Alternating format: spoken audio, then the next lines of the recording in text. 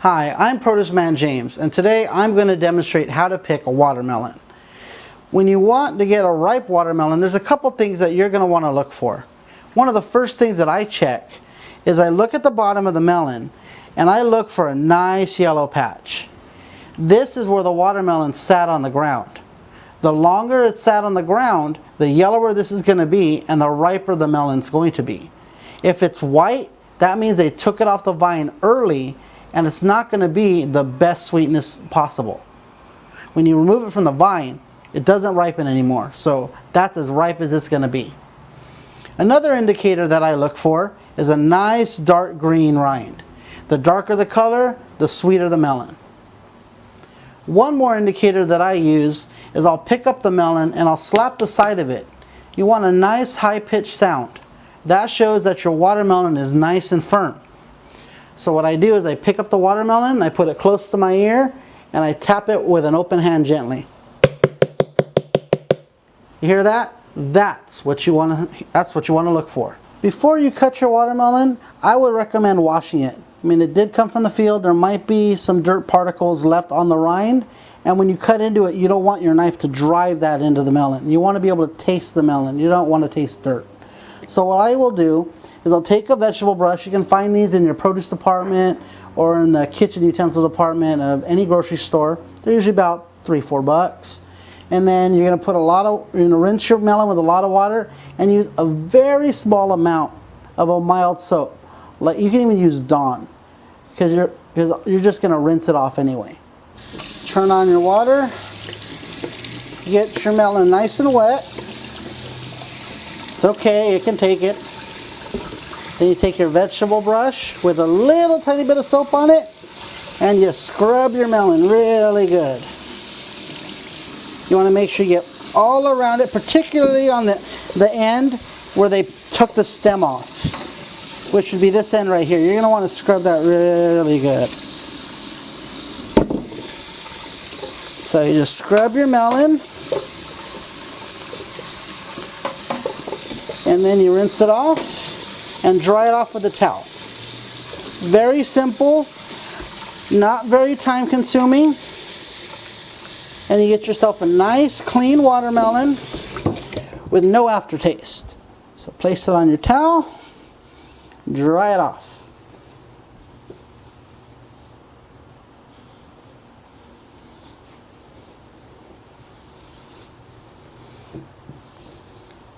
Now ain't that a beauty? I'm now going to cut the watermelon in half and demonstrate two different methods to prepare it. You can choose whichever one's easier for you or whichever one you decide. First, you're going to put the melon on your cutting board or your cutting surface, however you want to do it. Make sure you get the flattest side possible. You want to make sure you have a very sharp knife because you don't want it to slip and hurt yourself. So you're going to pick roughly, the center of the melon. That's if you're cutting it in half. Just cut straight down. Scoop this over here. And now you have a wonderfully delicious watermelon. The first method I'm going to demonstrate is cutting it into wedges. This is the most traditional way to prepare the watermelon. It's very simple. It's easy for kids, they can pick it up. It's handheld, it's compact, and you can get it done in no time. So what I like to do, just to give myself a nice flat surface, I'm going to turn it around.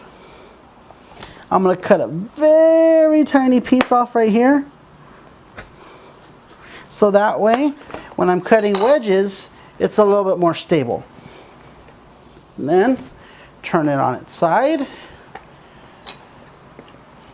You're going to take your knife and then cut it however thick you want. Me, I love watermelon, so my wedges are going to be a little bit thicker than yours. But, it's variable. You can do big, you can do small, whatever you want to do. Then, all you do, cut it like a pizza. You can make as many or as few wedges as you want. Just depends on how many people you're serving and how much watermelon that you need. And there you go. Got yourself a little watermelon pizza. Very, very sweet. Now the second way to prepare your watermelon is to shave the rind off. You want to do this if you're going to create a party tray or you want bite-sized pieces. It's a little bit more manageable to do it this way. It takes a little bit more time, but I like the results. So what you're going to do is you're going to cut your melon in half. I do this because half of a melon is a lot easier to work with than a whole melon. If you're going to do a whole melon, just cut one of the ends off so that way you have a nice flat surface to work with. But if you cut it in half, all you got to do, flip it over. Then you take your knife and you give your watermelon a shave. You're just going to go around and shave the rind off. Just going to take pieces off little by little, getting rid of the rind and getting down to brass tacks, getting right down to that juicy watermelon.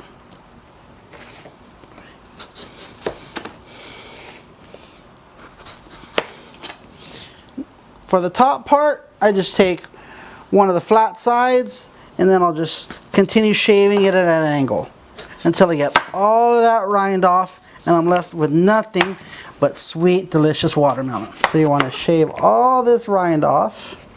And just a fun little nutrition fact, watermelons have a nice source of lycopene. You might have heard this in reference to tomatoes and other, red fruits and vegetables. What lycopene does is it's a compound that's called an antioxidant.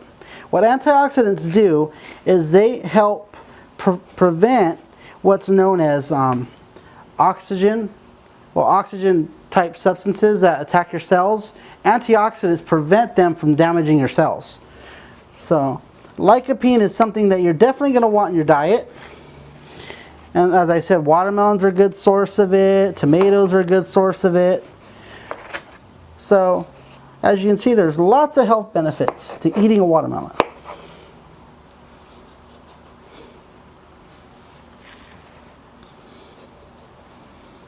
I'm channeling my inner Pablo Picasso. I am an artiste of fruit. Okay, now that you've got your watermelon shaved, you can prepare it any way you want. I like to cut it into slices again, but now I can create little cubes for use in party trays. You can make fruit kebabs. You can do whatever you want with it. You can cut it into any size you want.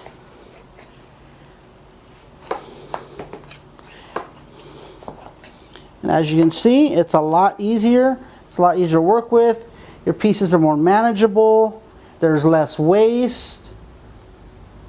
But the fact remains, you're left with delicious watermelon.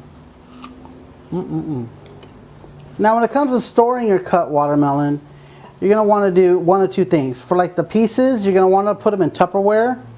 And those will last you in the refrigerator about a week. I have some left over in my refrigerator right now from a barbecue last week, and they're still good.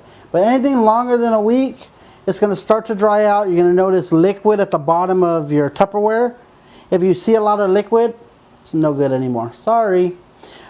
But if you have cut pieces such as this, what I like to do is I'll buy some saran wrap and then I'll wrap them. And a little quick tip is I'll trim the corners like so that way there aren't any sharp edges and the saran wrap won't puncture. But just wrap it really tight with some saran wrap, and again, you can store it in your fridge for about a week. An uncut melon will last you about 7 to 10 days. Just keep an eye on it, keep it at room temperature. You can refrigerate it if you want, but I wouldn't recommend refrigeration for more than 2 days. Any longer than that, and it's going to start to become mushy. So it's best to leave it at room temperature. Well, this is Produce Man James. I'd like to thank you for watching. If you liked the video, give me a like. Be sure to subscribe to my channel. More videos coming out soon. If there's something that you would like me to demonstrate, feel free to leave it in the comments. I'll be looking at them and I will be replying. So until next time, this is Produce Man James saying, stay fresh.